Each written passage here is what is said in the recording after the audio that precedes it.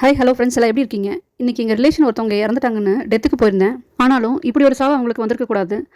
வயசு 33 ஆச்சுங்க. கல்யாணம் ஆகி 8 மாதம் ஆச்சு. ஐடி சம்பளம் 3 லட்சத்துக்கு மேலே வாங்குறாரு. பட் இது எல்லாம் அனுபவிக்க வாழ்க்கை இல்லை. எங்கள் ஊர் பக்கத்தில் குளிக்கிறதுக்காக வாய்க்காலில் இறங்கினாரு. தண்ணி அடிச்சிட்டு போயிடுச்சுங்க. நீச்சல் தெரிஞ்சிருந்தாலும் ஆற்றுல கூட இறங்கிடலாம், வாய்க்காலில் கண்டிப்பாக இறங்கக்கூடாது. ஆற்றுல கூட ஏதோ மரம் செடி கொடியை பிடிச்சி தப்பிச்சு வந்துடலாம். ஆனால் வாய்க்காலில் அப்படி இல்லைங்க. க்ளீன் பண்ணியும் வச்சுருப்பாங்க, தண்ணி நல்லா ஃபோர்ஸாகவும் திறந்துட்டுருப்பாங்க. போன வாரம் கூட 2 பேர்த்து அடிச்சிட்டு போயிடுச்சாமா.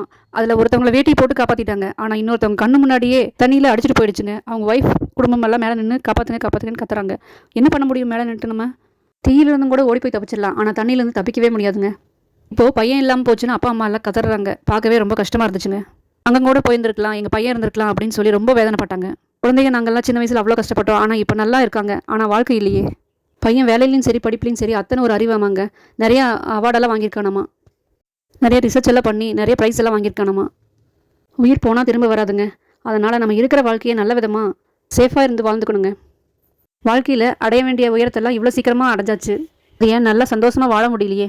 எதுக்காக இவ்வளோ தூரம் சொல்கிறேன்னா, நம்ம இந்த அவசர உலகத்தில் ஓடி ஓடி பணம் காசுன்னு சேர்க்கறதுக்கு எத்தனையோ பேர் கூட சண்டை போட்டு சங்கடப்படுத்தி கோவம் ஆத்திரமெல்லாம் அவங்ககிட்ட காமிச்சு இன்னும் டென்ஷன் ஆகி அவங்களையும் டென்ஷன் படுத்தி எத்தனையோ பிரச்சனைகளை சந்திச்சு அதுக்கப்புறம் போராடி ஒரு வாழ்க்கைக்கு வந்து உட்கார்றப்போ இப்படி ஏதோ ஒன்று அசம்பாவிதம் ஆயிடுச்சுன்னா இப்போ நம்ம வாழ்கிற வாழ்க்கை ஒன்றுமே இல்லைங்கிறது புரியுது.